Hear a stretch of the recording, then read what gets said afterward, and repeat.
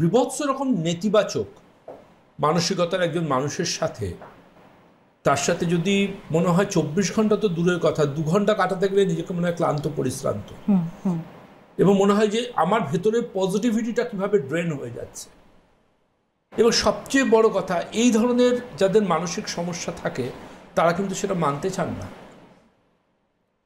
এবং সবচেয়ে আরও অবাক হয়ে যাবেন আপনি, আপনি ধরুন মেট্রো রেলে করে আসছেন বা আপনি বাসে করে কোথাও যাচ্ছেন, আপনি জানেন না আপনার পাশে যিনি বসে আছেন তার মানসিক সমস্যা আছে কিনা।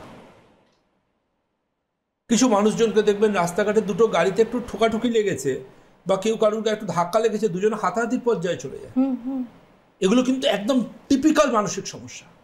তাদের কিন্তু গিয়ে দেখুন তাদের 4 দেয়ালে, পার্সোনাল লাইফে 4 দেয়ালে একটা দেয়াল ভাঙা আছে অথবা ডিস্টার্ব আছে, তার সেই ডিস্টারবেন্সটাকে নিয়ে বাড়ি থেকে বেরোচ্ছে।